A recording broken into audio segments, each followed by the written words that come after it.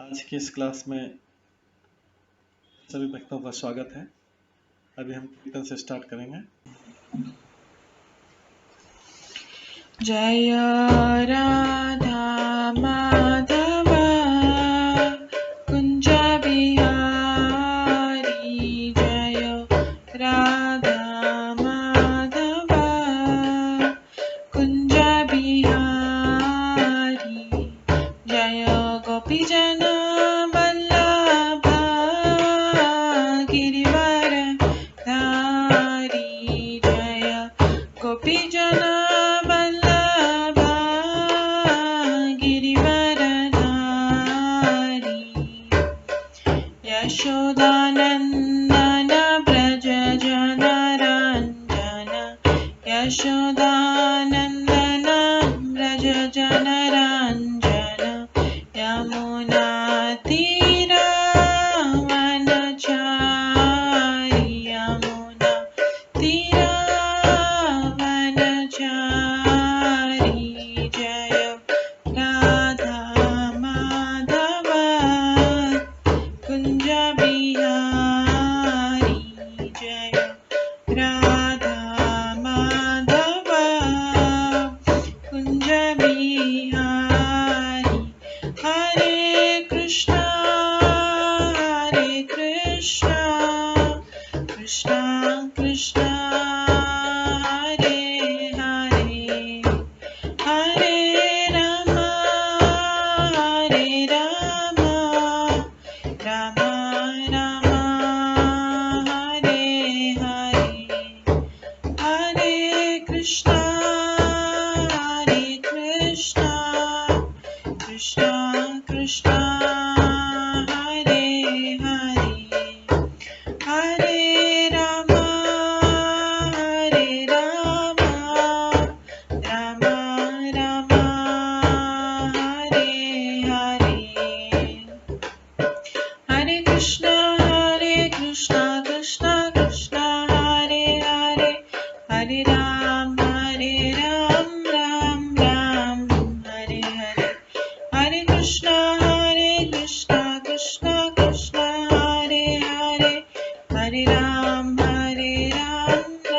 राम हरे हरे, हरे कृष्णा कृष्णा कृष्णा हरे हरे, हरे राम राम राम हरे हरे, हरे कृष्णा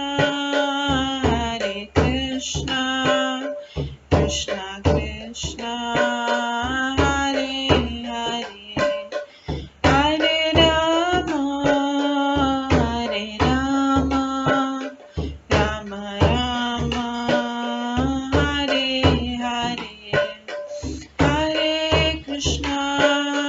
हरे कृष्णा कृष्णा कृष्णा हरे हरे, हरे राम राम राम हरे हरे, जय राधा माधव राधे, जय राधा गोविंद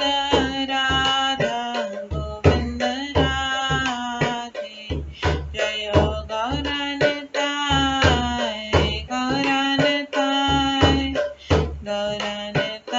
जय गौरनिताय, जय जय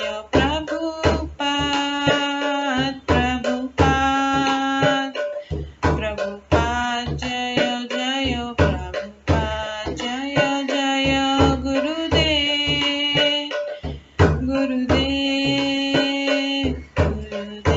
जय जय गुरुदेव, नित्य गौर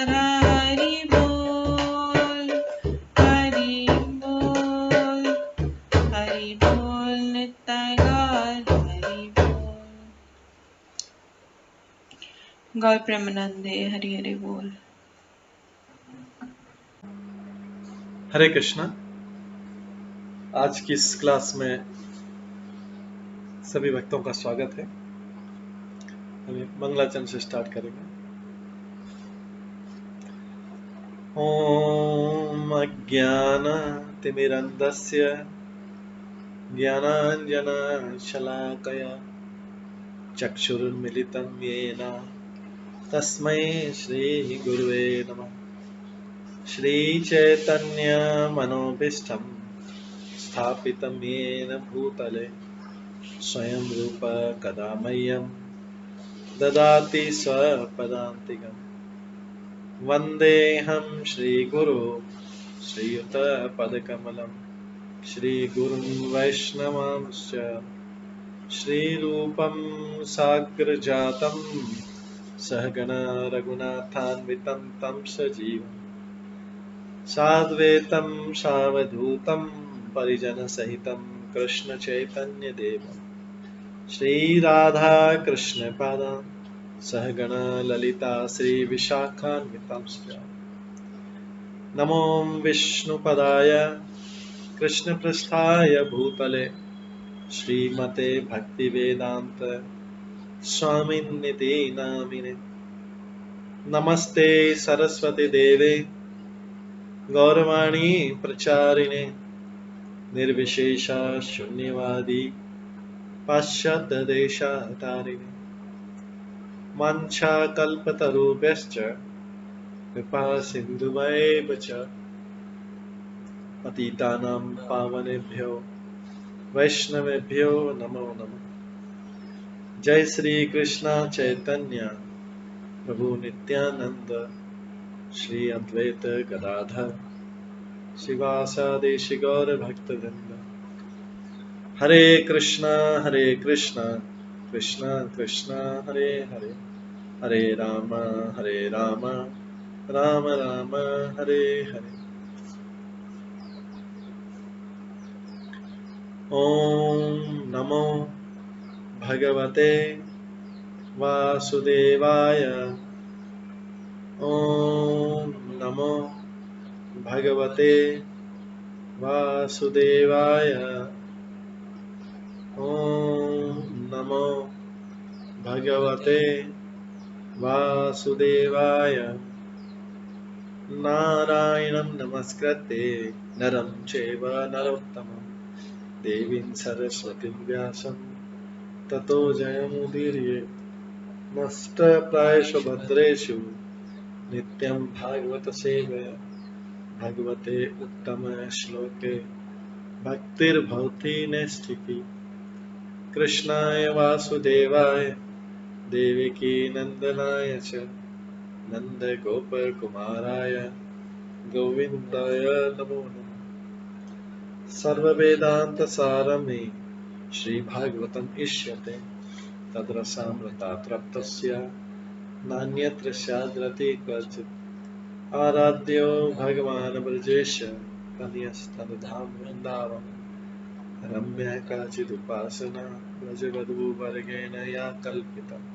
श्रीमद्भागवतं प्रमाणम् अमलं प्रेम कुमार्थमः श्रीचैतन्य महाप्रभुमतम् इदं तत्रादरो न परम्। मूकं करोति वाचालं पङ्गुलङ्घयते गिरिं यत्कृपातमहं वन्दे परमानन्दमाधवम्। हरे कृष्णा।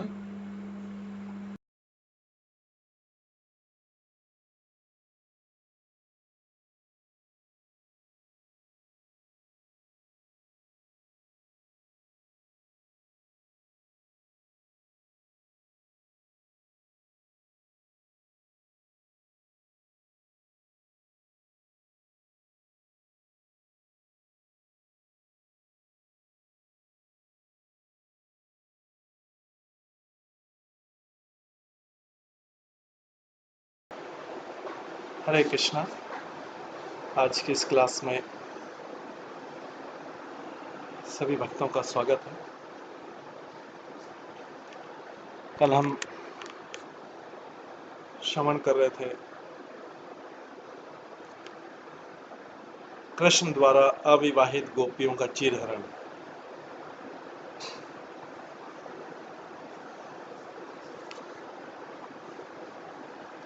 कल हमने श्रवण किया कि किस प्रकार से भगवान ने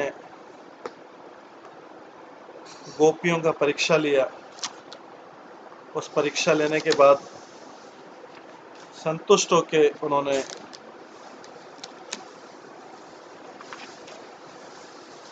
गोपियों को अपने वस्त्र वापिस किए।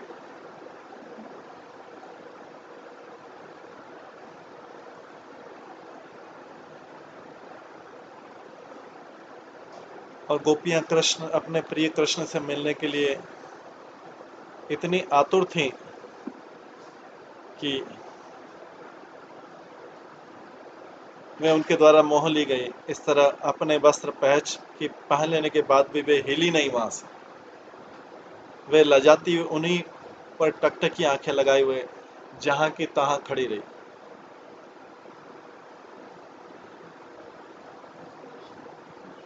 और जैसा कि हमने श्रवण किया था, भगवान उन गोपियों के द्वारा किए जा रहे कठोर व्रत के संकल्प को समझ गए। वे यह भी जान गए कि ये बालाएं जो हैं उनके चरण कमल का स्पर्श करना चाहती हैं। अतः भगवान दामोदर कृष्ण उनसे इस प्रकार बोले।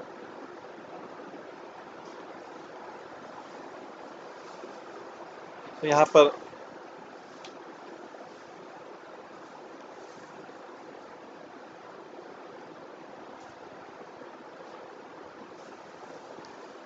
इस विषय में सनातन गोस्वामी, स्वरूप गोस्वामी तथा शिव जी गोस्वामी आदि वैष्णव आचार्यों के सिद्धांत के अनुसार इस लीला के तत्व पर विचार करने पर ऐसा प्रतीत होता है कि एकादश समास्त्र गुणार्चित सबलो अवसत आदि श्रीमद् भागवतम के वचनों को स्पष्ट रूप से जानना चाहिए कि कृष्ण ने गोप और गोपियों के सहित विविध लीला विहार कर 11 वर्ष की अवस्था में मथुरा में प्रवेश किया था। ये सब जो लीलाएं 7 वर्ष की अवस्था, जब 7 वर्ष भी पूरे नहीं हुए थे।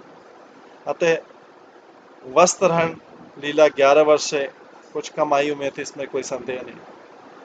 कृष्ण ने जिन गोप कुमारियों के साथ ये लीला की, वे कोई भी श्री कृष्ण की अपेक्षा अधिक आयु की नहीं थी, अपितु वे कम आयु की थी। यह हेमंते प्रथम मासी नंदव्रज कुमारी का आदि श्लोक से स्पष्ट हो जाता है कि श्रीमद् भागवतम में इस लीला का वर्णन है। उससे गोप कुमारी की इस आयु का अनुमान लगाया जाता है। उस आयु में उनका शरीर ऐसा विकसित नहीं होता जिससे अनावृत रहकर उन्हें किस प्रकार की लज्जा बोध हो सके। इसलिए गोप कुमारी की लज्जा कोई दैहिक नहीं है, यह केवल कृष्ण प्रेम का विलास मात्र है। श्री उज्ज्वल नीलमणि ग्रंथ के संचारी भाव में प्रकरण में देखा जाता है कि लज्जा भी 33 प्रकार की होती है, लज्जा भी 33 प्रकार की होती है। 33 प्रकार के संचारी भाव में से एक भाव है लज्जा। लज्जा 33 प्रकार के जो संचारी भाव उनमें से एक है। अतः गोप कुमारी की लज्जा प्रेम के संचारी भाव के अलावा दूसरा कुछ नहीं थी। गोप कुमारियों की दैहिक लज्जा न रहने पर भी वे प्रेम स्वभाव सुलभ सज्जा से अभिभूत होकर अनावृत देह में श्री कृष्ण के निकट जाने में संकोच करे। किंतु अंत में जब देखा जाता है कि लज्जा के वशीभूत होकर श्री कृष्ण के निकट न जाने से कृष्ण प्राप्ति भी सुदुर्लभ होगी, तब वे लज्जा को भी जलांजलि देकर कृष्ण के निकट उसको दी। तब उन्होंने दैहिक लज्जा को भी छोड़ दिया। हालांकि उनको दैहिक लज्जा का यह उनका आयु भी नहीं थी। ये है गोपियों का कृष्ण के प्रति कंप्लीट आत्मसमर्पण। वैष्णव आचार्य के अनुसार वचनानु के चरण अनुसरण पूर्वक वस्त्रहरण की लीला की आलोचना करने पर गोप कुमारी के प्रेम महिमा का ही अनुभव होता है। गोप कुमारियों का इस लज्जा त्याग उनके प्रेम की परम पराकाष्ठा है।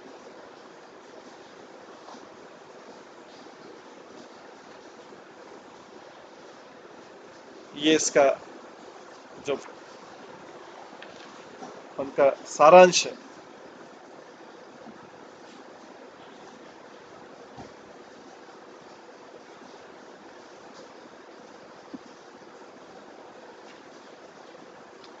ये इस पूरी की लीला का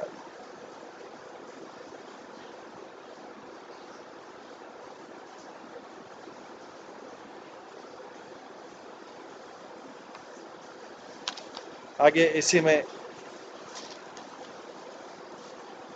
कृष्ण कहते हैं, हे साध्वियों, तुम सबने जो मेरा अर्चन रूप संकल्प किया था उसे तुम लज्जा के कारण कह नहीं पा रही थी, परंतु मैं उसे जानता था। मैं तुम्हारे संकल्प का अनुमोदन करता हूँ, अतः वह संकल्प अवश्य सत्य होगा। संकल्प क्या था?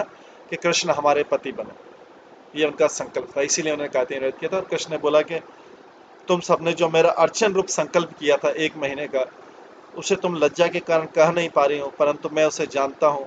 मैं तुम्हारे इस संकल्प का अनुमोदन करता हूँ, अतः वह संकल्प अवश्य सत्य होगा। अतः साध्वियों, तुम लोगों ने मुझे पति रूप प्राप्त करने की अभिलाषा से जो कात्यायनी व्रत किया, लज्जा के कारण उसे अपने मुख से नहीं करने पर भी मैं उसके विषय में जानता हूँ और उसका अनुमोदन भी करता हूँ, क्योंकि वास्तव में मैं सबका पति हूँ। तो इसलिए तुमने जो किया वो कुछ नया नहीं था, लेकिन तुमने जिस रूप में जिस भाव से किया उससे मैं प्रसन्न हूँ। तुम लोगों के निष्कपट होने के कारण, तुमने निष्कपट भाव से किया, तुम लोगों निष्कपट होने के कारण वो संकल्प भी सत्य होने योग्य है। तुम लोगों का कात्यायनी व्रत का उद्देश्य तुम लोगों के कात्यायनी व्रत का उद्देश्य मेरे से और कुछ का मांगना नहीं था, मेरा सुख ही है। एवं मैं भी प्रेम के वशीभूत हुआ था, तुम्हारे व्रत के सत्य होने में कोई संदेह नहीं। तो भगवान बोल रहे हैं, जो भी व्रत किया है तुमने वो मेरे सुख के लिए किया। इस भौतिक संसार में देखा जल्दी व्रत उपवास या तो अपने कोई डिमांड होती है या फिर एटलीस्ट यश प्राप्ति के लिए कि भाई आज मैंने ये व्रत कर लिया है, बिना कोई बाधा के ये व्रत कर लिया है मैंने, तो ये मेरा अचीवमेंट है और मैंने आज तक ये कोई व्रत तोड़ा नहीं। लेकिन यहाँ पे कृष्ण का सुख के लिए, व्रत का उद्देश्य मेरा सुख ही है, मैं भी प्रेम के वशीभूत हूँ। क्योंकि गोपियां यहाँ पे जब उनको पति के मांग रही मतलब उनकी सेवा का अवसर मांग रही, तो कृष्ण के सुख के लिए। तो यहाँ पर भगवान की कृपा शक्ति ने प्रेमवश तथा लीलाओं में आविष्ट भगवान को भी उनके ऐश्वर्य की स्फूर्ति करा दी। भगवान भी अपना ऐश्वर्य भूल गए, वो इन बालिकाओं के वश में हो गए, अपना ऐश्वर्य की वो भगवान ही चीज भूल गए भगवान।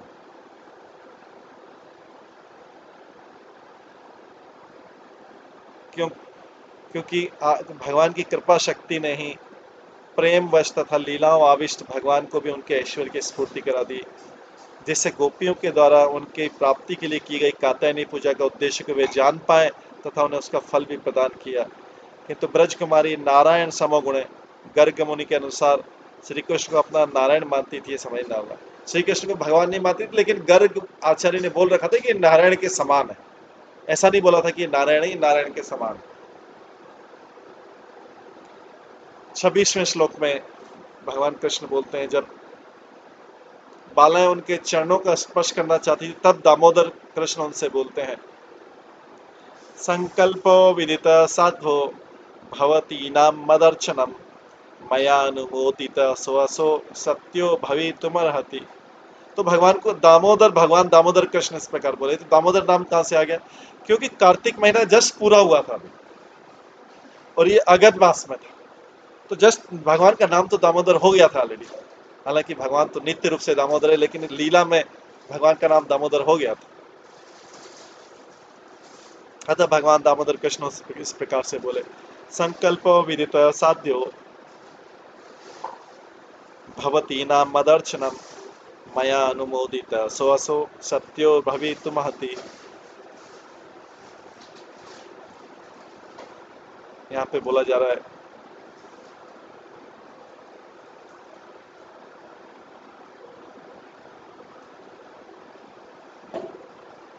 है साध्वी लड़कियों, मैं समझ गया इस तपस्या के पीछे तुम्हारा असली संकल्प मेरी पूजा करना था।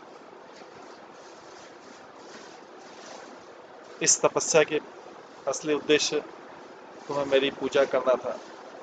तुम्हारी इस अभिलाषा का मैं अनुमोदन करता हूँ और ये अवश्य खरा उतरेगा।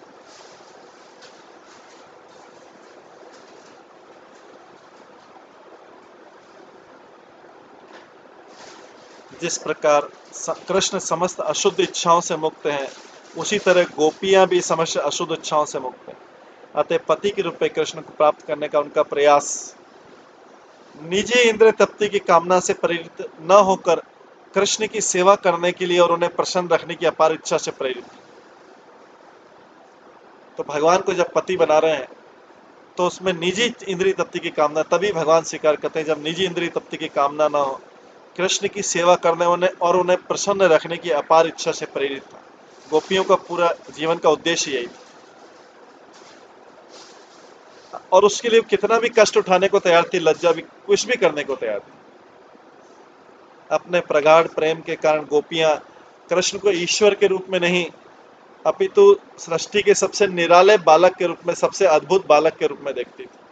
वे सुंदर युवतियां होने के कारण अपने प्रेम भाव से ही उन्हें प्रसन्न रखना चाहती थी। वे सब ब्रज गोपियां भी बहुत सुंदर थी, क्योंकि ब्रज गोपियों की सुंदरता कहते हैं, उनकी सुंदरता लक्ष्मी जी की सुंदरता से भी ज्यादा। लक्ष्मी जी को सबसे सुंदर माना जाता है, सौभाग्यशाली, क्योंकि वो कृष्ण के ब्रज धाम में निवास करती थी। उनमें नेचुरल ब्यूटी थी, स्वाभाविक सुंदरता थी। सौंदर्यता उनके खाली शारीरिक गठन में ही नहीं थी, सुंदरता उनके गुणों में थी। उनका गुण शारीरिक सौंदर्य, वो स्वयं लक्ष्मियां थी, तो आदि लक्ष्मियां थी, तो सौभाग्यशाली थी। तो इसलिए अगर कोई उनको गरीब समझता है कि ग्वाल बाली नहीं, तो वो उसका मतलब उसको अभी आध्यात्मिक का बिल्कुल भी ज्ञान नहीं, वो मूर्खता कर रहा है और अपराध कर रहा है। ये गोपियां भगवान की जो सृष्टि, खाली पृथ्वी नहीं, भगवान की जो सृष्टि उसमें सबसे सुंदरता, सबसे सुंदर थी। तो इस संसार में जो मिस यूनिवर्स और मिस वर्ल्ड का उपाधि दिया जाता है, वो वास्तव में सुंदरता जज नहीं करता, क्योंकि उसमें तो जो पार्टिसिपेट करते हैं उन्हीं को मिस यूनिवर्स, मिस यूनिवर्स अगर करना है तो ये गोपियां जो थी, ब्रह्मांडों के, सारे ब्रह्मांडों के, भगवान की जो पूरा क्रिएशन है, खाली एक ही यूनिवर्स नहीं, मिस यूनिवर्सेस, सारे ब्रह्मांडों के सुंदरता थी, क्योंकि उनमें स्वाभाविक सुंदरता थी, गुण थे उनमें, स्वाभाविक गुण थे। सुंदरता जो है गुण से भी आती है, सद्गुणों से। और ये भौतिक और आध्यात्मिक सुंदरता दोनों थी। इसमें उनको सुंदरता को प्रशंसा करने वाला स्वयं भगवान है। तो इसलिए वे सुंदर युवती होने के कारण अपने प्रेम भाव से उन्हें प्रसन्न करना चाहती थी, भगवान को प्रसन्न करना चाहती। कृष्ण उनकी शुद्ध इच्छा को जान गए थे, अतः वे परम तुष्ट थे। भगवान सामान्य काम वासना से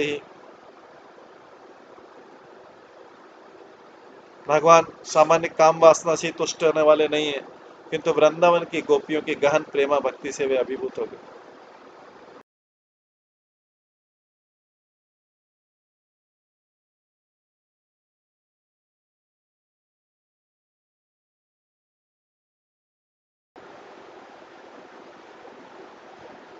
किंतु भगवान सामान्य काम वासना से तुष्ट होने वाले नहीं है।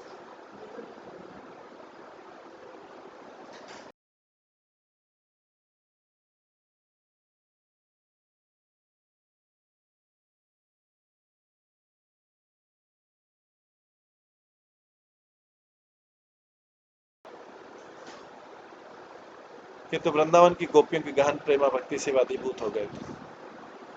आगे भगवान बोलते हैं,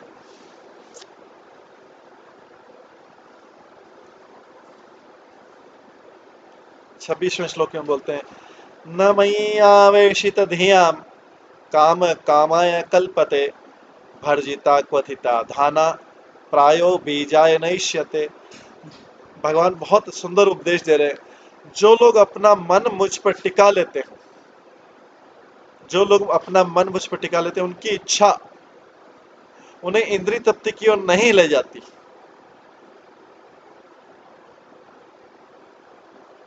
जो लोग अपना मन मुझ पर टिका लेते हैं, उनकी इच्छा उन्हें इंद्रिय तृप्ति की ओर नहीं ले जाती।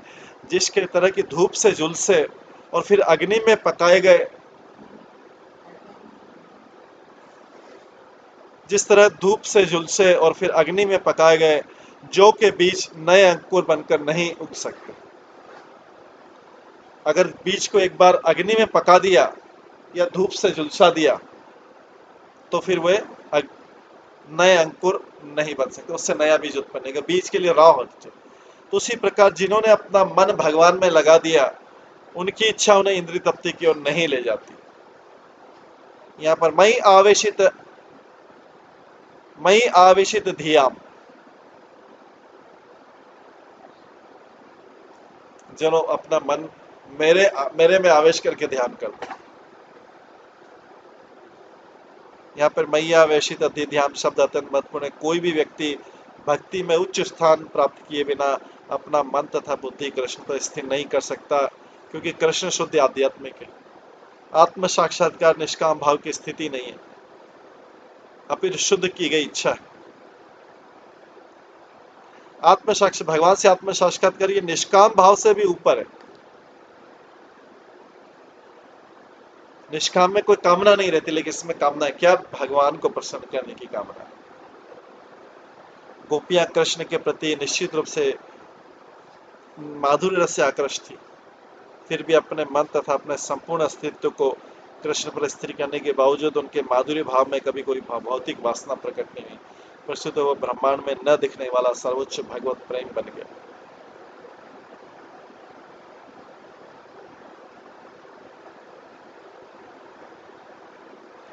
आगे बोलेगा, या तबला ब्रजम सिद्धा मया इमांस्थशिक्षपा यत उद्देश्य व्रतमिदं चेरु आर्यार्चनम सती।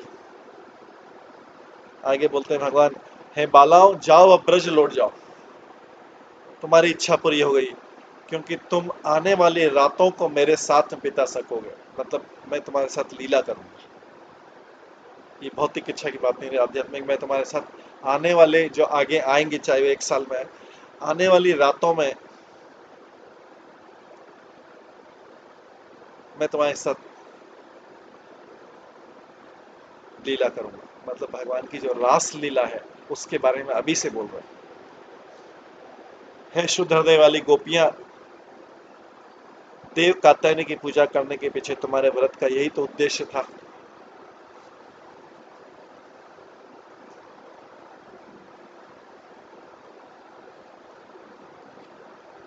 तो यहाँ पे भगवान बोल रहे हैं, जिन्होंने मेरे पति अपने प्राण और चित्त समर्पित कर रखे हैं, जिन्होंने मेरे प्रति अपने प्राण और चित्त समर्पित कर रखे हैं, उनकी वासना भी पुनः सांसारिक भोगों के लिए नहीं हुआ करती। इसी को विश्वनाथ चक्रवर्ती ठाकुर भी बता रहे हैं। कभी कभी मेरी अर्चन कपटता के कारण असत्य और अयथार्थ होने पर भी उसे मैं सद्गुणों के सत्य में परिणित करने में समर्थ हूँ। कभी कभी मेरी अर्चना में, मेरी पूजा में, मेरी आराधना में कपटता भी हो सकती है, और उसमें असत्य और अयथार्थ होने पर भी मैं उसे अपने सद्गुणों से सत्य में परिणित करने में समर्थ हूँ।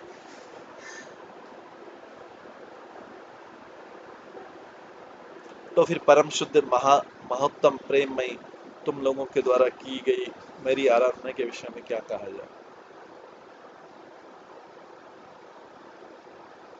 यही कह रहे हैं ना, उनका काम अर्थात वासना न काम आए अपने भोग के लिए नहीं होती, बल्कि मुझ में अवश्य चित्त होने के कारण वो काम को शांत करने के लिए होती है। इस विषय में दृष्टांत भरिता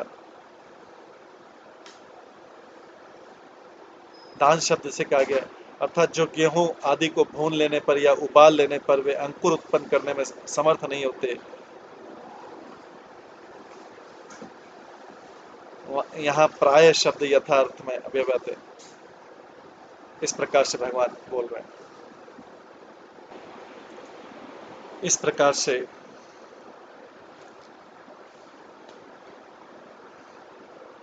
विश्वनाथ चक्रवर्ती ठाकुर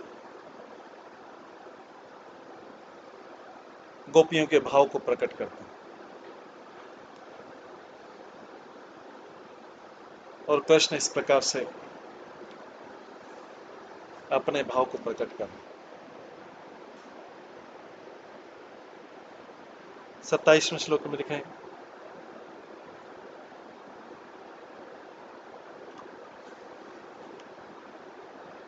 कि प्राथमिक रमण का शुभ समय रात्रि है, इस अभिप्राय से कि अब तुम लोग ब्रज गमन करो। तुम लोग नित्य सिद्धि ही हो, किंतु माधुरी पुष्टि के लिए नर लीला के उपयोगी तुम्हारा साधक अभिमान है। आने वाली रात्रियों में, आगामी शरद ऋतुओं में मेरे साथ विहार करोगी और मेरे साथ क्रीड़ा करने के उद्देश्य तुम लोगों ने कात्यायनी देवी का अर्चन रूप इस व्रत का आचरण किया। श्री शुक उवाच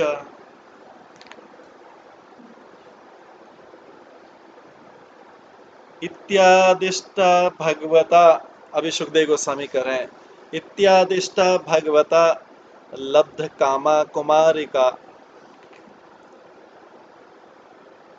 ध्यायन्तः तत्पद अम्भोजम कृच्छात निर्विशीर्ष व्रजम। सुखदेव गोस्वामी का भगवान द्वारा आदेश दिए जाने पर अपनी मनोवांछा पूरी करके वे बालाएं उनके चरण कमलों का ध्यान करती बड़ी मुश्किल से ब्रजग्राम वापस आई।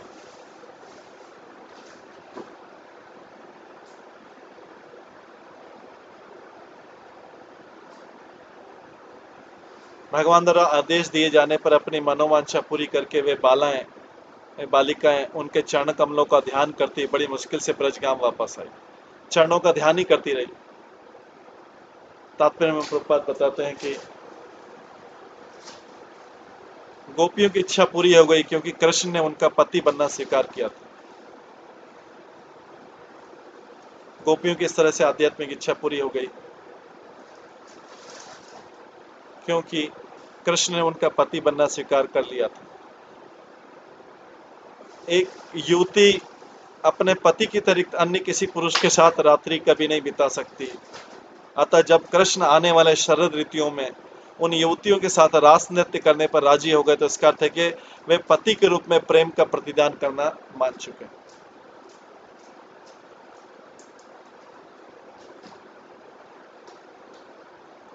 आगे वाला, अथ गोपे परिवृत्तो भगवान देवकी सुतः वृंदावनाद गतो दूरम चारयन सह ग्रज। कुछ काल के बाद देवकी पुत्र कृष्ण अपने ग्वाल बाल मित्रों से घिरकर तथा अपने बड़े भाई बलराम की संग गौवें चराते हुए वृंदावन से काफी दूर निकल गए। तो यहाँ पे वो लीला खत्म हुई और सुखदेव गोस्वामी बोल रहे हैं भगवान से, इस प्रकार जो गोपियां थी अपना मन और नेत्र आदि श्री कृष्ण के द्वारा अपहृत होने के कारण वे अति कष्ट पूर्वक ब्रज में लौट गए।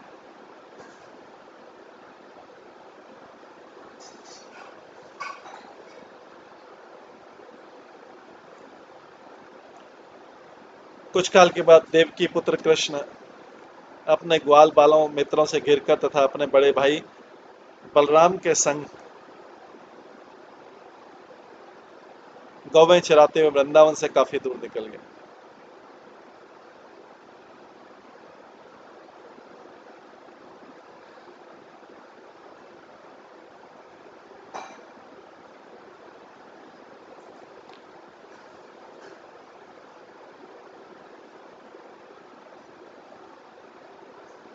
आगे 30वें श्लोक में बोलते हैं, निधाक अर्घ आतपे तिग्मे क्षय भी स्वाभि आत्मन आतपत्रायितान वीक्ष्य द्रुमान अह ब्रजोकस। जब सूर्य की तपन प्रखर हो गई, जब सूर्य की तपन प्रखर हो गई, तेज हो गई, तो कृष्ण ने देखा कि सारे वृक्ष मानो उन पर छाया करने का छाते का काम कर रहे।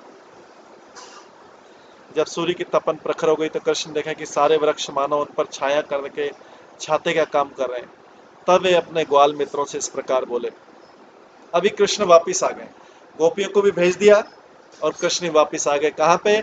जहाँ पे गाय चराना छोड़ने गए थे।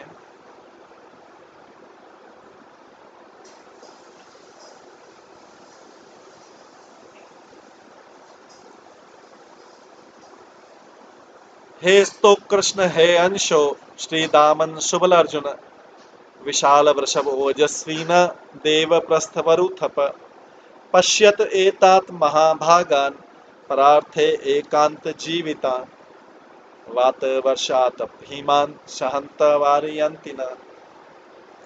भगवान कृष्ण का है स्तो कृष्ण तथा अंशु, हे श्रीदामा, है सुबल तथा अर्जुन, हे वृषभ ओजस्वी देवप्रस्थ तथा वरुथप। जरा इन भाग्यशाली वृक्षों को तो देखो जिनके जीवन ही अन्य के लाभ हेतु हैं। वे हवा, वर्षा, धूप तथा पाले को सहते हुए इन तत्वों से हमारी रक्षा करते हैं। तो अब कृष्ण, ये चीर हरण लीला खत्म हुई। इसी अध्याय में अब क्या है, कृष्ण जो है जंगल की, वन की लीलाओं को प्रदर्शित कर रहे हैं। बलराम जी को बोल रहे हैं, वन की वृक्ष, वृंदावन के वनों की शोभा का वर्णन कर रहे हैं, उनकी प्रशंसा कर रहे हैं। तो भगवान जिसकी प्रशंसा करें, कृष्ण जिसकी प्रशंसा करें, उसके बारे में क्या कहें। बोलते हैं, स्तो कृष्ण है अंशों श्रीदामन सुबल, अर्जुन विशाल वृषभ ओजस्विन देवप्रस्थ वरुथप। देखो, इस समय ग्रीष्म ऋतु थी, सूर्य की किरणें प्रखर हो रही, फिर भी वृक्ष अपनी छाया प्रदान कर छत्र का काम कर रहे हैं। यह देखकर भगवान ग्वालों बालों से बोलता है, तुम लोग इन वृक्षों को देखो, ये बड़े भाग्यवान है। वृक्ष का जीवन एकमात्र परोपकार के लिए जीवन धारण करते हैं वृक्ष, स्पेशली वृंदावन के वृक्षों। वैसे वो योनि जो है, वृक्ष योनि नीचे मानी जाती है, लेकिन वो सेवा करके, उस वृक्ष योनि में सेवा करके अगली योनि मिल पाती है। ये सबसे नीचे वाली योनि होती है, वृक्ष की योनि सबसे नीचे वाली मानी जाती है। तो क्या करते हैं, अब उनको सेवा ही सेवा करना है, क्योंकि उन्होंने अपने जीवन में कभी सेवा नहीं की होगी। ये वृक्ष का जन्म इसलिए मिला कि वो उन्होंने एंजॉय किया पूरे टाइम पे, तो इसलिए अभी उनको सारी चीजें सहन करना पड़ा है, जिससे फिर से ऊपर उठे वो 84 लाख योनि में। लेकिन ये तो वृंदावन के वृक्ष हैं, वृंदावन के वृक्ष तो भक्त हैं। तो इसलिए बोला गया है, हे तुम लोग ये बड़े भाग्यवान है, एकमात्र परोपकार के लिए वृक्ष जीवन धारण कर, एकमात्र परोपकार के लिए इनका जीवन होता है। वे स्वयं आंधी, वर्षा, धूप एवं पाला आदि सहन करते हैं और उनसे उत्पन्न होने वाले कष्टों से हमारा परित्राण करते हैं।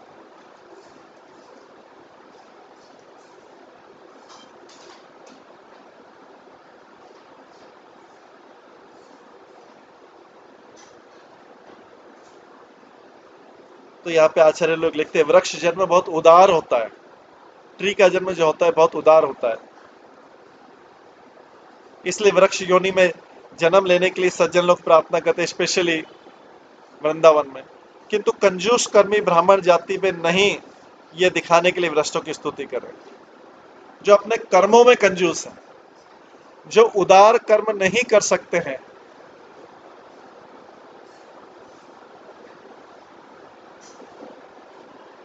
ब्राह्मण जाति में रहते उदार कर्म नहीं कर सकते, उनके लिए नहीं, वृक्ष जन्म उदार होता है। इसलिए वृक्ष योनि में भी जन्म लेने के लिए सज्जन लोग प्रार्थना करते हैं। श्री कृष्ण सखाओं को संबोधन करते का पश्चात इत्यादि 4 श्लोकों में, यहाँ स्तोक कृष्ण आदि 8 सखा कृष्ण की 8 दिशाओं में रक्षा करते हैं। तो इसलिए जो नाम है ऊपर दिए हैं, स्तोक कृष्ण है अंशो, है स्तोक कृष्ण, है दामन, है श्रीदामन, है सुबल, है अर्जुन, है विशाल, है वृषभ, है ओजस्विन, है देवप्रस्थ, है वरुतप। तो ये 8 दिशाओं में ये रक्षा करते हैं, 8 इसलिए इनके 8 नाम दिए। अब 8 दिशाओं में रक्षा करने की जरूरत है क्या? ये माता यशोदा जो है, उनको ऐसा भेजती है, गाय चराने भेजती, तो ऐसा बना के भेजती है कि तुम इधर से रक्षा करोगे, तुम इधर से रक्षा करोगे, तुम इधर से रक्षा करोगे, तुम इधर से रक्षा करोगे।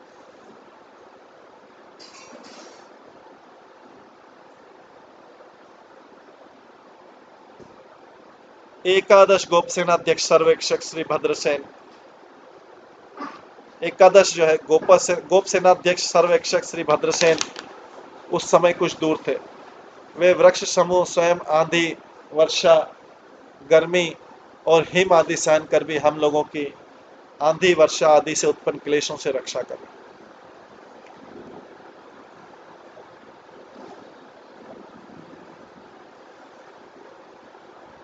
आगे बोलते हैं, अहो एशाम वरम जन्म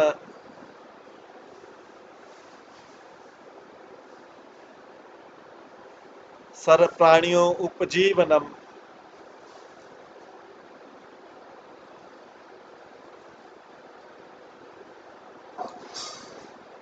सुजनस्येव येषां वे विमुखा यान्ति नार्थिना। आगे बोलते हैं, जरा देखो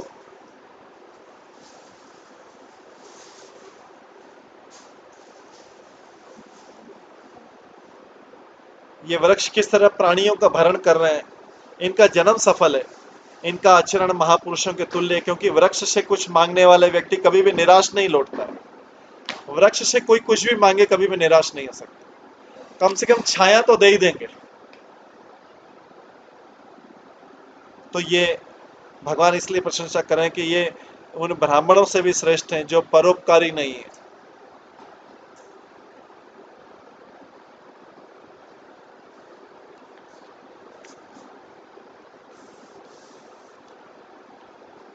आगे बोलते पत्र पुष्प फल छाया मूल वलकल दारु भी गंध निर्यात भस्मस्थि तोकमे कामान वितंते।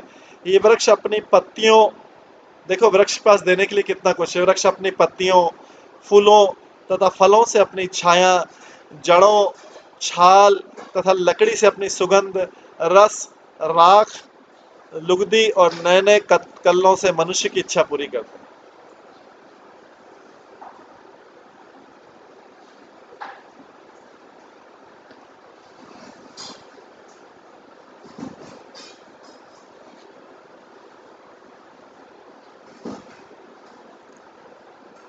वृक्ष का निर्यास घन रस होता है। अग्नि सार अंश को कहा जाता है। वृक्ष पत्र पुष्प फल छाया मूल वलकल काष्ठ गंध धन घन रस भस्म सारांश और पल्ले वाली अंकुर आदि के द्वारा प्राणियों की अभिलाषा पूर्ण करते हैं।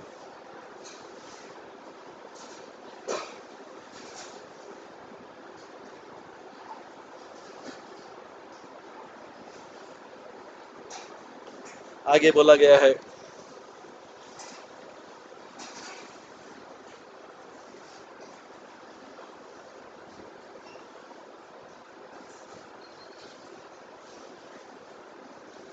एतावत जन्म साफल्यम देहि नाम इह देहिषु। भगवान अभी और भी उपदेश दे रहे हैं, बहुत इंपॉर्टेंट उपदेश है।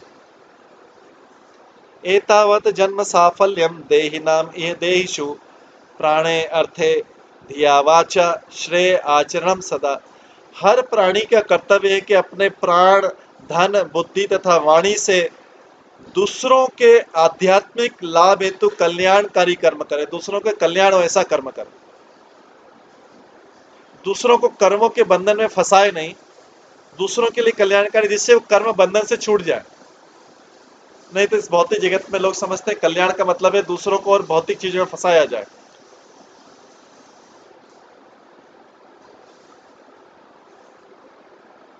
तो जब अगर भौतिक तत्वों से सहायता करते हैं तो उसका मतलब व्यक्ति और फंस गया वो।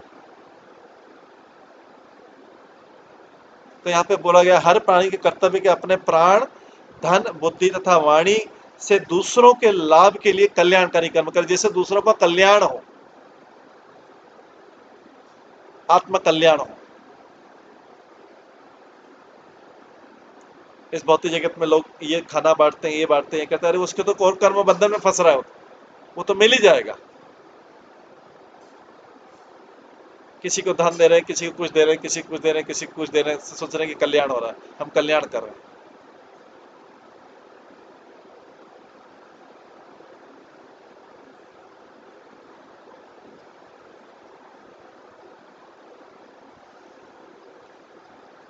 तो हर प्राणी का कर्तव्य कि अपने प्राण, धन, बुद्धि तथा वाणी से दूसरों के लाभ हेतु आत्म कल्याणकारी कर्म करें। ऐसे कर्म करने चाहिए दूसरे का जो लिबरेट हो, वो फंसे नहीं, ट्रैप नहीं हो, उसको कल्याण हो।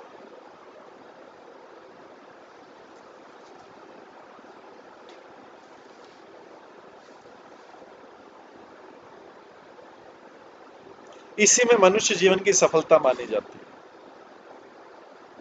देहधारी प्राणियों के प्रति जो उसके हित के लिए वो क्या डिमांड कर रहा है, उसके लिए उसके हित के आचरण किया जाता है, उसी में जन्म की सफलता। व्यक्ति डिमांड कुछ भी कर सकता है क्योंकि वो तो अज्ञान में है, इसलिए तो उसकी सहायता की जरूरत है, अज्ञान में है। लेकिन वास्तविक जो कल्याणकारी सोचता है वो उसको जो डिमांड कर रहा है वो नहीं, उसके हित में क्या है वो सोचता है। भौतिक जगत में अज्ञान के कारण डिमांड, कोई भी कुछ भी डिमांड कर सकता है भगवान से, लेकिन भगवान तो सबका हित देखते हैं। कई बार वो डिमांड पूरी नहीं करते, इसलिए भगवान के भक्त भी होते कई बार डिमांड पूरी नहीं करते, क्योंकि उनको पता है ये इसके हित में नहीं है, ये इसको नीचे की तरफ गर्त में ले जाएगा। और ऐसा वास्तव में देखा जाता है। कई बार कंपल्शन के कारण अगर किसी की कोई आर्थिक सहायता है, कुछ करना पड़ता है, बाद में बदलता है वो गर्त में चला गया। क्यों? क्योंकि अल्टीमेट हित नहीं देखे, संकीर्ण मानसिकता से जो डिमांड किया उसी को देखा। तो जो ज्ञानी व्यक्ति है वो तो किसी को अज्ञान वाले को बता सकता है, कि अज्ञानी भी अगर अज्ञान वाले के साथ अज्ञानी हो जाएगा तो फिर तो वास्तव में ज्ञानी नहीं, वो कल्याण कैसे कर सकता।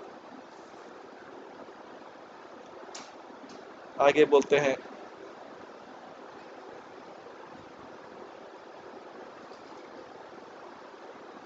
36वें श्लोक में बोलते हैं, इति प्रवाल स्तबक फल पुष्प दलोत्करे तरुणाम नम्र शाखानाम मध्यतः यमुनाम गतः।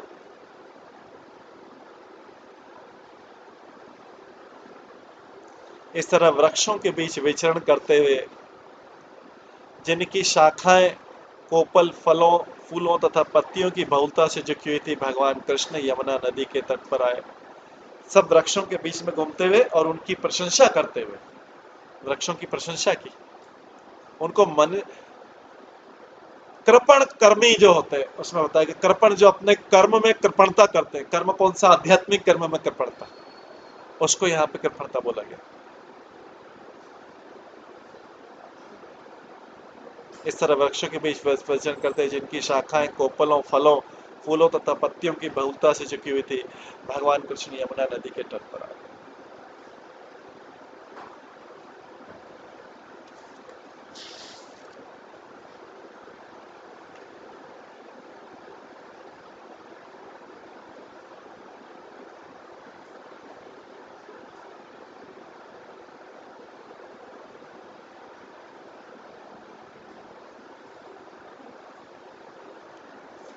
इस प्रकार से कृष्ण जो है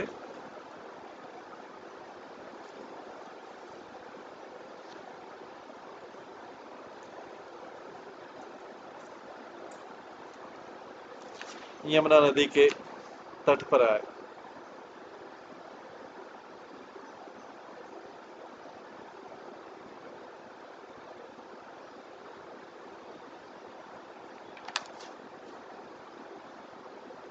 उन्होंने वृक्षों का अभिनंदन किया।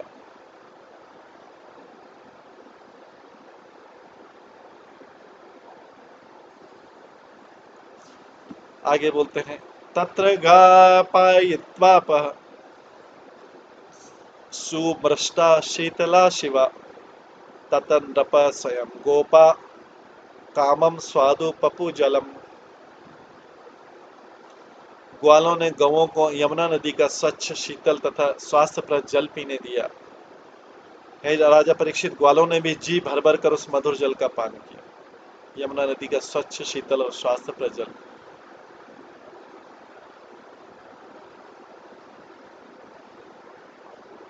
आगे बोलते, तस्या उपवने कामम चारयंत पशुन्नप कृष्ण रामोपागम्य क्षुत्रार्ता इदन अब्रुवन। तत्पश्चात हे राजन, सुखदेव गोस्वामी परीक्षित महाराज को बोले, हे राजन, सारे ग्वाल बाल यमुना के तट पर एक छोटे से जंगल में पशुओं को उन्मुक्त ढंग से चराने लगे। यमुना का पानी पिया, जल पिया और उसके बाद में फिर से चराने लगे। तो भगवान की एक ही दिन में दो लीलाएं हुई। एक तो मॉर्निंग में उन्होंने गोपियों का अविवाहित गोपियों का चीरहरण किया, उनको अपने पत्नी के रूप में स्वीकार किया, उनको प्रसन्न किया, और उसके बाद में वो लीला करके सीधे जंगल में आ गए। पहले जंगल में ही गए थे, वन में ही गए थे चराने के लिए, फिर वहां से 4 बालकों को लेकर अपने साथ आ गए थे, क्योंकि उनको पता था आज इनका गोपियों का व्रत पूरा हो रहा है। भगवान को सबका ध्यान रहता है क्या क्या करना, इधर गोपियों का, उसके बाद जाके, क्योंकि अंतर्यामी है, सबका ध्यान रखता है। तो कोई बोल सकता है कि हमारा क्यों नहीं ध्यान रख रहे हैं, हमारी डिमांड क्यों नहीं पूरी कर रहे हैं अभी तक भगवान। तो भगवान देखते हैं कि इसमें कितनी शुद्धता है, उनकी भक्ति में, सेवा में कितनी शुद्धता है, उसी आधार पे वो सेलेक्ट करते। नहीं तो इस ब्रह्मांड में अनगिनत जीव, लेकिन उसमें अगर उनकी भौतिक इच्छाएं हैं तो वो भौतिक देकर उसको जल्दी से निपटाते, लेकिन जिनकी आध्यात्मिक इच्छाएं होती उसमें भगवान शुद्धता देखते।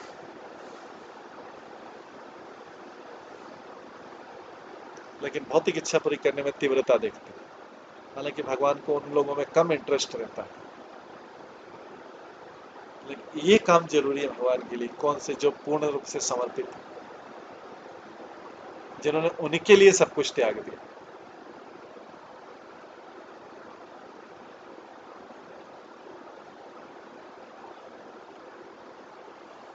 आगे बोला गया, तत्पश्चात हे राजन सारे ग्वाल बाल यमुना के तट पर एक छोटे से जंगल में पशुओं को उन्मुक्त ढंग से चराने लगे। किंतु शीघ्र ही भूख से त्रस्त होकर वे कृष्ण तथा बलराम के निकट जाकर इस प्रकार बोले। अभी उनको भूख लगने लगी, अब भगवान की अगली लीला चालू हो जाएगी। ग्वाल बालों को भूख लगी, ये तीसरी लीला होगी उसी दिन में। तो श्री जीव गोस्वामी कहते कि ग्वाल बाल चिंतित थे कि कृष्ण भूखे होंगे। ग्वाल बाल चिंतित थे कि कृष्ण भूखे होंगे, अतः उन्होंने अपने भूखे होने का स्वांग रचा, जिससे कृष्ण तथा बलराम खाने के लिए समुचित प्रबंध करें। ये पहले भी आ चुका है, ये तालवन के केस में भी आ चुका है। देखिए ग्वाल बालों का मूड कैसा है। ग्वाल बाल सोच रहे कि कृष्ण ने अभी इतनी लीला की, यमुना हो क्या या कर क्या है, इनको भूख लगी होगी। लेकिन जब कृष्ण से बोलेंगे आपको भूख लगी, कृष्ण बोलेंगे नहीं नहीं मेरे को भूख नहीं लगी। तो ग्वाल बाल बोलते हैं कि हमें भूख लगी। तो देखिए भगवान के कितने शुद्ध भक्त हैं, कितने शुद्ध भक्त हैं। सेवा के हमें भूख लगी है, तो जब कृष्ण को लगेगा, कृष्ण बलराम को, कि हमें भूख लगी है, तो कृष्ण बलराम कुछ अरेंज करेंगे। लेकिन वास्तव में हम वो कृष्ण बलराम को खाने के लिए देंगे, साथ में हम भी खाएंगे।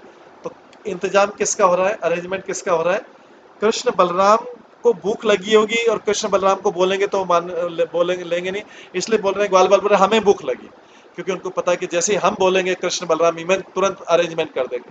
और वास्तव में तो कृष्ण बलराम को भूख लगी थी, ये वो समझ पा रहे थे कि कृष्ण ने सुबह से कितनी लीलाएं कर ली। ये है भक्त का भाव। वो अपने आप को ब्लेम ले लेता है कृष्ण की सेवा के लिए।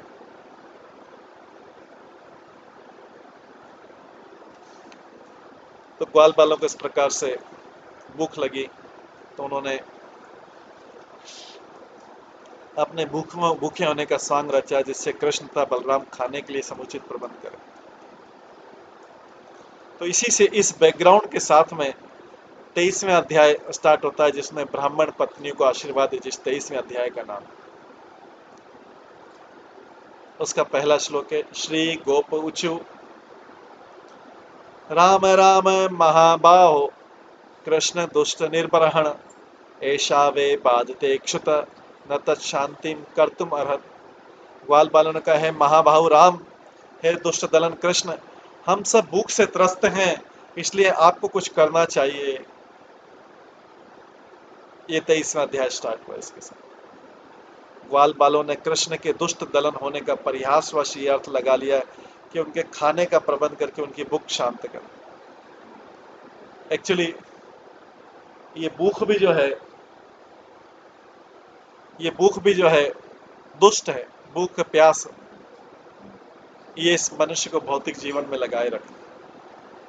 तो ग्वाल बालों के इस कथन से भगवान के साथ उनकी प्रेमपूर्ण मैत्री का भाव मिलता है। श्री शुकवाच इति विज्ञापिता गोपे भगवान देवकी सुतः भक्ताया विप्र भार्याया प्रसीदन इदम अब्रवीत। सुखदेव गोस्वामी ने कहा, ग्वाल बाल द्वारा इस प्रकार प्रार्थना किए जाने पर देवकी पुत्र भगवान ने अपने कुछ भक्तों को, जो कि ब्राह्मण पत्नियां थी, प्रसन्न करने की इच्छा से इस प्रकार का। अभी भगवान को भी अलग लीला करनी थी, इसलिए ग्वाल बालों के मन में इच्छा हुई भगवान की भूख मिटाने की, और साथ में ब्राह्मण पत्नियां भी उनके प्रसन्न करने की इच्छा। उनको ब्राह्मण पत्नियां भी काफी समय से कृष्ण का प्रतीक्षा कर रही थी कि कृष्ण कभी हमें जीवन में दर्शन देंगे। ये मथुरा में थी ब्राह्मण पत्नियां। तो ये जो अभी लीला हुई थी वृंदावन और मथुरा की बॉर्डर पे हुई थी।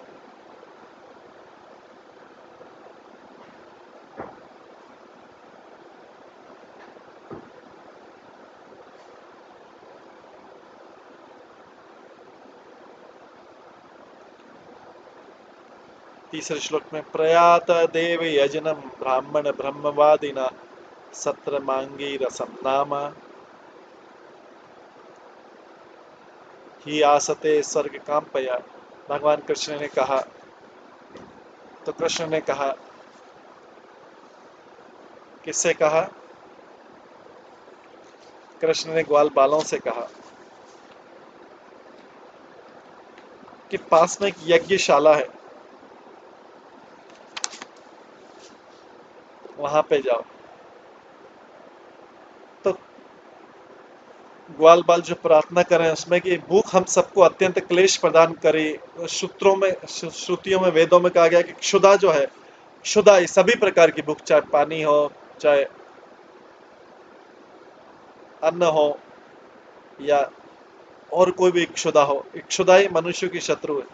हे कृष्ण, हे बलराम, यदि तुम हमारे क्षुधा रूपी महाशत्रु का विनाश कर सकोगे तब तुम दोनों के महाबल दुष्टों का विनाश करने की तुम में शक्ति सार्थक होगी। इस उक्ति के द्वारा सखाओं के परिहास का वर्णन।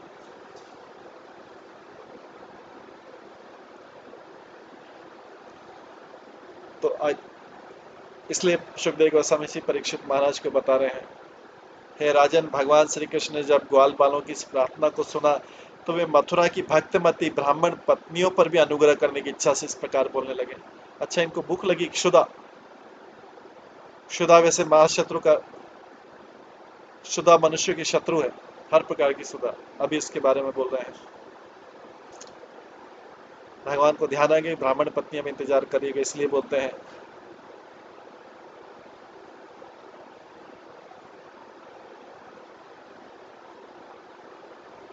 तीसरे श्लोक में बोलते हैं, प्रयात देव यजनम ब्राह्मणा ब्रह्मवादिना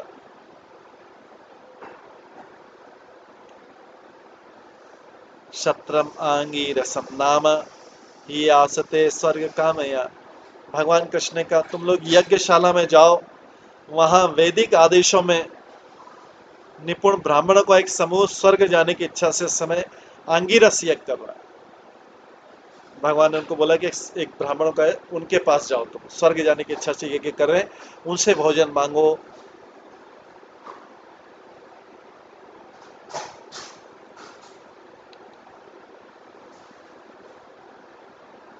तो भगवान यहाँ सोच रहे हैं कि तपस्या, विद्या और धर्म आदि से युक्त ब्राह्मण होने पर भी मेरे प्रति भक्ति के अभाव के कारण वे मेरी कृपा की पात्र नहीं बन सके, किंतु तपस्या आदि रहित उनकी पत्नियों ने केवल भक्ति के बल पर मेरी कृपा प्राप्त कर ली। इन ब्राह्मणों ने तपस्या, विद्या, धर्म आदि से युक्त होने पर भी मेरे प्रति भक्ति के अभाव है उनमें, वे मेरी कृपा के पात्र नहीं है, किंतु तपस्या रहित उनकी पत्नियों ने केवल भक्ति के बल पर ही मेरी कृपा प्राप्त कर ली। तो कृष्ण ने गोपालों को पहले ब्राह्मणों के पास भेजा, क्योंकि ब्राह्मण, ब्रह्मवादी ब्राह्मण स्वर्ग की कामना से अंगिरस नाम का यज्ञ करे थे, इसलिए सखाओ तुम लोग उस यज्ञ स्थली में जाओ।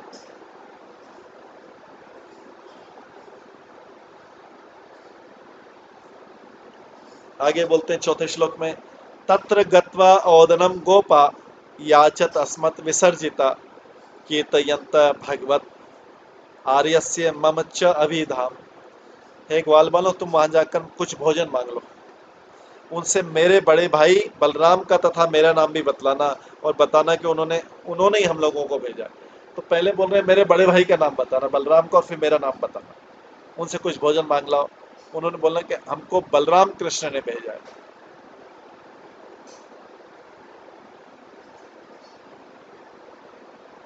तो इसके अनुवाद में बोलते हैं, गोप सभा, हम ही तुम लोगों को वहां भेज रहे हैं, आता तुम्हारे लिए लज्जा की कोई बात नहीं। कभी गोपों को लग सकता है करे हम मांगे लज्जा आएगी, बोले नहीं, हम तुम्हें भेज रहे हैं, तो तुम्हारी लज्जा की कोई बात नहीं।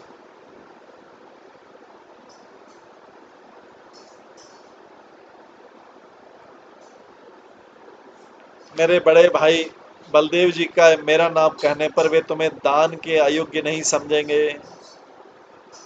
तुम लोग वहां जाओ और उनको अन्न की प्रार्थना करो।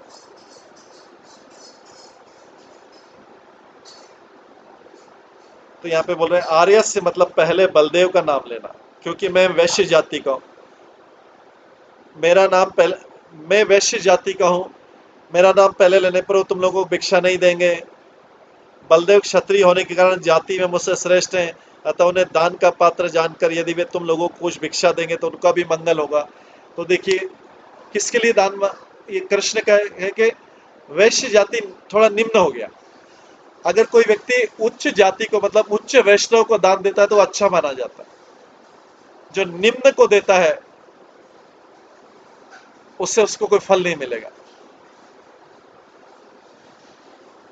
ये जन्म से नहीं, ये धर्म से। तो जो जितना उच्च धर्म का पालन करता है उसको दान उतना सफल माना जाता है जो जितना निम्न व्यक्ति को करेगा, क्योंकि वो निम्न व्यक्ति जो है वो दुरुपयोग करेगा उसका,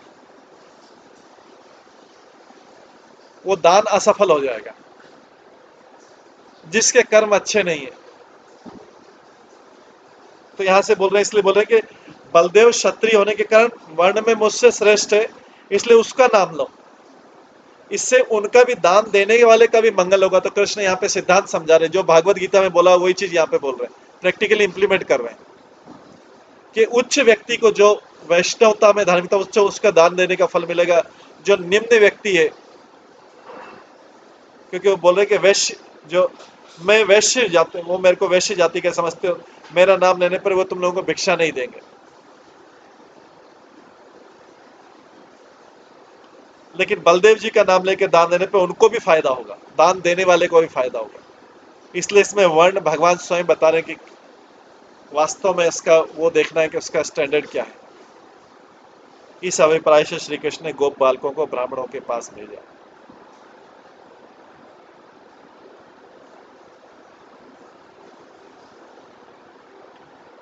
इस प्रकार से ये वार्तालाप चल रहा है, ये 23वें अध्याय का। तो आज ये लीला को हम यहीं पे विराम देते हैं और इसके आगे की लीला जो है हम कल की क्लास में श्रवण करेंगे कि अभी ब्राह्मणों के पास जाने के लिए कृष्ण बलराम उनको भेज रहे हैं। यहीं पे विराम देंगे। सभी भक्तों का बहुत बहुत धन्यवाद। सभी भक्तों के लिए एक बार हरे कृष्ण महामंत्र का जप करते हैं। हरे कृष्ण कृष्ण कृष्ण हरे हरे, हरे राम राम राम हरे हरे। श्रीमद् भागवतम महापुराण की जय। श्रील प्रभुपाद की जय। हरे कृष्ण।